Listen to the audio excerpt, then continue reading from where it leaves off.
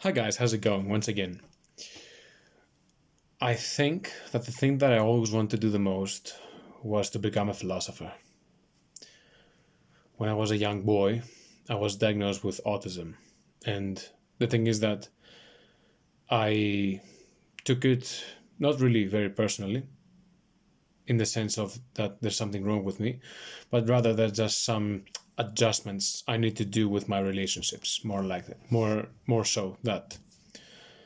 And so I took it as a regular thing because you know what? I believe that I didn't know much about relationships and about people, so I had to do it anyways. And so, my mother basically was the one to start noticing things on me. She was basically making exercises about me with a small books. This is an apple. This is a table. This is a paper, and so on. And I remember distinctively that my mother said that when she was trying to basically tell me that description of the things that she was telling me when I was a small boy, I would basically have the result of me staring close to her but not at her in her eyes with an empty blank stare such as this,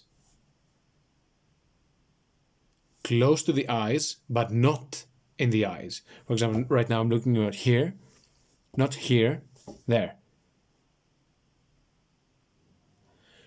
And some very disturbed pictures and images of what my mother used to had to deal with. Now she gave me perfect description that now me as an adult I'm able to understand. And so I started to make therapies from very young age, close to 3 years old. I was started making therapies from 3 years old about autism because I was very lucky for my mother to realize this at an early age, because if that could take much longer for me to deal with, or I had to spend time, I don't know, doing nothing and whatever comes to mind, me mindlessly living life and have basically no sense of consciousness, well, that could basically evolve very badly. Because when you live autism just like that, there is a potential danger into the baby may as well exponentially get worse after time, with the passing of time, if you don't properly take care of it. And so thank God I was able to deal with this because my mother saw through that, and she said, you know what, let's just check it out just to be safe. And very good that she did, because I was diagnosed and then my therapies immediately started. And that was basically a very small journey from 3 years old, well, not very small, but anyways, small a journey anyways, from 3 years old to 12 years old.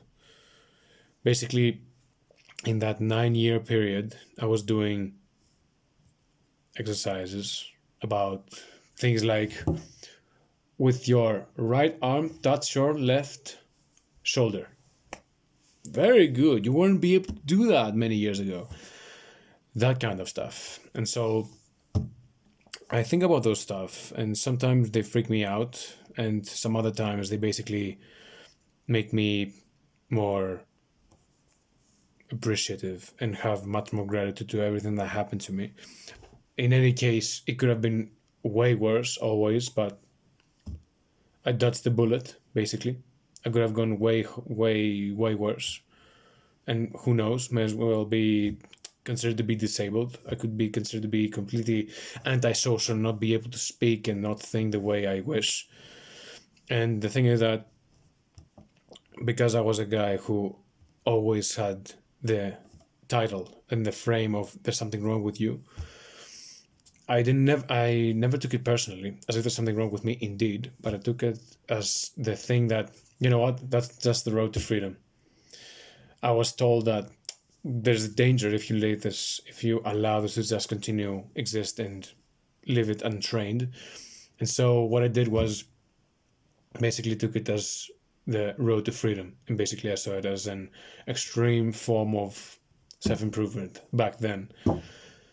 And it was a mixed kind of effort and luck at the same time. I worked and I struggled very much, but at the same time, I had the people and the ease to have help so that I can train and be comfortable having people and share my thoughts and allow me to express my thoughts and be patient with me and understand what my origins and my backstory and all those stuff. And the thing is, I never whined about it. I just took it head on. Okay, I have this. Probably there must be a huge consequence if I'm not careful and if I don't work enough. So let's just better work. And after 9 years of a lot of practice and therapies, 12 years old, my, let's say, therapeutic, I don't know how should I say this, the constitution, the building, the foundation of what was basically trying to, the organization itself that was making me go there, and well, not was making me, that was training me basically for me to be better at this and controlling my behavior and understanding the world better as a guy who is on the autism spectrum. Basically, they told me that I had completely escaped from the dangers from autism, and basically I'm a regular functioning typical person that may as well start living their life and better make relationships and make plans about their future and all those stuff. And the thing is that it's basically one of my almost personal, and I should say personal achievements I've ever done in my life, to basically destroy or even get rid of entirely the dangers of having heavy autism or something like that, and basically own it, see it as something that makes my life more rich, more beautiful. It's a strength that I decided to take over and take care of it, and take care of it with care and love and appreciate it. And so I'm saying this because now, where all that story have to do with what I said in the beginning? Well, I'm a person who really thought of things through if I don't really think that they make sense. And as a guy who spends most of his time and most of his life in general training and grinding and do all sorts of things, learning, and eventually got into reading and exercising a lot, I thought that me being alone and thought about those stuff basically is a huge advantage I didn't know I could do, that many people in my age did not do in their own. And so I just started experimenting with myself and how to think beneficially, and just try make small theories about the world, about the universe, and try to basically compare the human behavior on the nature's behavior and stuff, small stuff like these. And I thought that this thing was just enabling me to just connect with everything and everyone, as well as, of course, opening my thoughts to my mental horizons, as to say. And now, why I'm saying this? Well, I think that through philosophy, me personally, I'm able to do anything, absolutely anything. I can make everything that does not make sense through philosophy make sense. If I just dig, if I just have another perspective, if I just think enough of what the hell I'm talking about, what am I analyzing? I thought to myself, this is the ultimate tool for me. This is the thing that helped me do the absolutely best. And me being a philosopher, essentially, from a very young age, or being very good at philosophizing things, basically gave me the endurance, the patience to spend time and work on myself to the point of saying, you know what, I'm not going to end up as a person who constantly needs help, as a person who cannot communicate, as a person who is going to stay alone, as a person who's not going to have friends or not going to have family potentially. And even though that sounds a bit torturing to say to yourself that, okay, all those things may as well be your current self or the self that is inevitable for you to happen. Well, the only reason that this is not inevitable is because I decide it's not going to be. Second, if I work against it, basically, if I try everything within my powers, within my hand to go against the potential nature of me to avoid people, to be completely antisocial, to do not care about human connection, human behavior in general, and discard completely their feelings and their way of thoughts, and completely reject the the what I thought to be ridiculous way of thinking, because it wasn't my way of thinking. And basically, because I decided to be a person that I wanted, I have in my mind an image of myself. In a way, I'm doing what we're saying today, I manifested. And the thing is that it just carried me through. But another thing that I also carried me through, especially through hard times, is me saying that, you know what, I enjoy this. It's a beautiful trip, because when I also do my work on me, I was actually seeing results. And I was thinking, for example, let me just give you an example of what I'm talking about.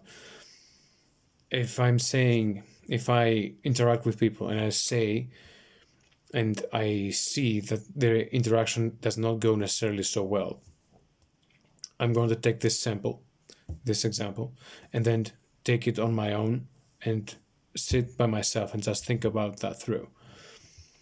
And the thing is that I managed to find solutions that under any other circumstance I wouldn't be able to find. And what I did, for example, was that, okay, let's just make sure that what I'm saying makes sense. And if the things that I'm saying, I believe I can understand them, then if the other person hears it and understands it, then they're gonna know what I'm talking about, and then it's on me to understand what they're saying. If they haven't understand what I'm saying, then it's on me to make it clear on them what I said, because I know what I'm saying. And stuff like this, for example, this was an example that allowed me to basically make myself clear and make my arguments obvious and my way of thinking more clear and clear to the other people, as for the time that I was talking. For example, when you have a dialogue, there are two people talking. When I was talking, I was trying to make myself as clear and obvious as I possibly could. And I thought that, okay, this wasn't necessarily the hard part. The hard part was for me to listen to the other person. And for a guy that potentially doesn't necessarily get people, potentially I could miss their point. And so I had a small trick again, that when the other person talked, I, a bit annoyingly, was actually saying back, do you mean this? And if it was a yes, then good. I understood what the other person said, and the conversation goes on, because I'm going to speak my mind, and then we speak as we want. If I didn't, then let's take a little bit more for me to understand what you're talking about. And stuff like that, examples like these, are basically the things that drove me out of me not being able to communicate with people better. Making my conversations so obvious. They're extremely logical. It's just that anybody with common sense can understand that I break everything down to have the conversation the way I want it to be. And so stuff like these are basically my techniques that I unlocked or made up because I wanted to. I was a person who just didn't necessarily ask for help, but I was trying to help myself and sit to myself and ask, okay, you've got this issue, find something to do with it because I don't want it. It annoys me. And so that was the decision that I decided to take. That, of course, the endless improving on those stuff made me extremely exciting and happy and satisfied with my relationships. And I wanted to meet more people. And the thing is that as a person on the spectrum, people tend to drain a lot of your social energy, social batteries. And so this, of course, works when I am full of my battery material in a way. And so when I wasn't so much in energy, if I didn't have so much energy, I'd rather spend time on my own, quiet, doing something on my own, with my own rhythm. And that's basically something for me to say that, okay, I can balance things out, and when I can speak to people, I'm gonna be fully energized, and I'm gonna go full in. And when I can't, I won't be quiet, and that is gonna be the time that I'm gonna have for myself, for me to think and do other stuff, doing other stuff I want to do for myself. And when I do this from, how should I say this? When I was a teenager, I was thinking like that mainly. Now it's just life seems to be ridiculously easy for me. Relationships are easy for me, especially friendships. I have amazing friends and I can make amazing friendships. And the thing is that it almost breaks me. I remember, for example, the difficulties that I had, and one cute thing that I do, or at least that I find to be cute, is, for example, I think of my younger self screaming to me, "Hey, I'm working for you. You better be the way I want to. You better fix the nonsense that I have to deal with." That's what the smaller, younger me says to me. And I'm like, don't worry, we're good. We made it. And so that is, in a way, the message that I'm sending to my younger self from now. And just imagining myself just crying out of exhaustion, and at the same time out of appreciation for just not giving up, and being patient was the biggest reward you could possibly do. And the thing is that I'm a person who basically worked with self-improvement and with a lot of difficulties, but at the same time I said head on, there's no way out. It's just only you and that issue, whatever issue that may as well be. And things got easier to the point where I said I had no issues left. I suppose we can enjoy ourselves. I'm so happy as a person because I go through that. I'm let's say the winner who was able to dig himself from the unbearable, most difficult situations ever, most lonely situations, most practice heavy, pittiness situations I have to deal with. And me, the need for others to constantly take care of me, particularly my family and the people on the organization that I was going through when I was younger. And so it was such an amazing thing to achieve. To basically know that, you know what, I broke my chains that enslaved me into the stereotypical antisocial non-verbal person who doesn't know how to speak or doesn't want to speak or doesn't want to interact with everybody else. But I decided I wanted to do the exact opposite just so I can prove that I can do it. And then I'm able to do whatever the hell I want. If I want quiet, I'm peace. I can be at peace and I can relax by myself. I love that time. At the same time, when I want to relax with other people and have some fun or relax or go to and speak anyways, I can bring out my social skill, and I might as well can hone it and make it even more amazing and make it even more relaxing and fun and warm in a way. And so I'm just a guy who just decided to do this for the rest of my life and basically never quit for whatever I'm interested in, look in. And I have the amazing view on the most of the highest mountain I could see at my younger age and basically enjoy the view. And I know what I did to get up here. And the thing is that things are only going uphill, at least for me. And it's all because I had my amazing mother that never gave up on me, of course, always loved me. She proved that she loved me, my family in general, but especially her because she noticed and she decided to be responsible with that. And I, of course, did not give up. And I never took it personally. I'm not a victim. I'm just a person who just had to work, and I did my work, and now I'm freer than ever. The freest person I possibly know, the happiest person I know. And I'm saying that this is so sad. Why are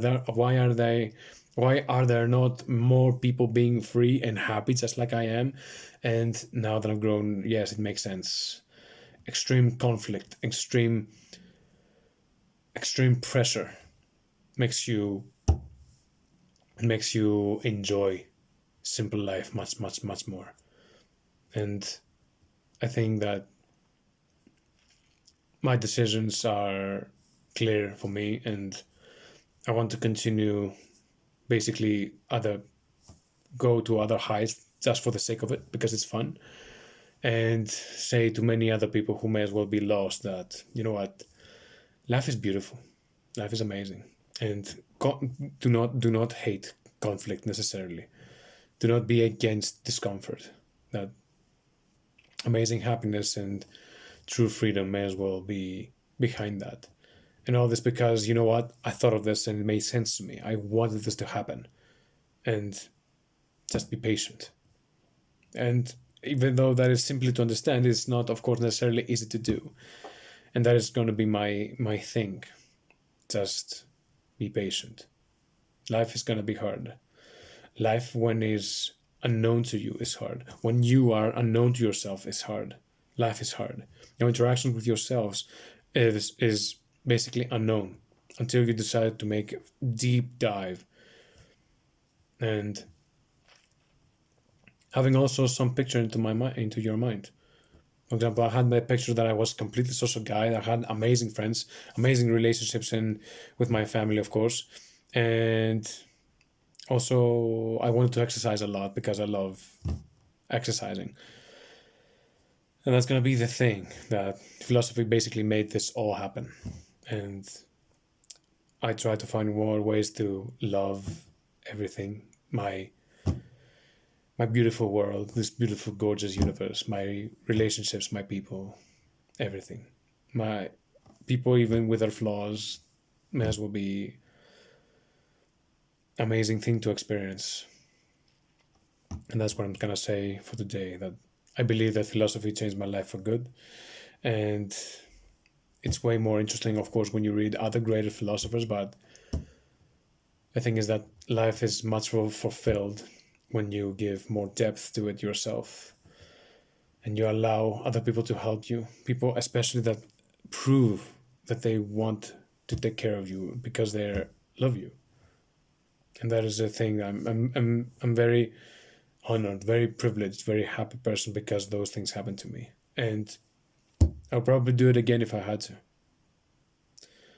And that's gonna be my video for today. I hope you enjoyed it. I hope you got inspired. And I want to continue making the videos, especially for the people who don't know necessarily what to do with their lives, or they think that their lives are pointless or we're doomed or something like that. The human spirit is undefeated, basically. That's what I have to say. Anyways, that's going to be my video for today. Hope you like it, and I'm going to see you next time. Thank you so much for your time if you get to this point, and I'm going to see you next time. Thank you and goodbye.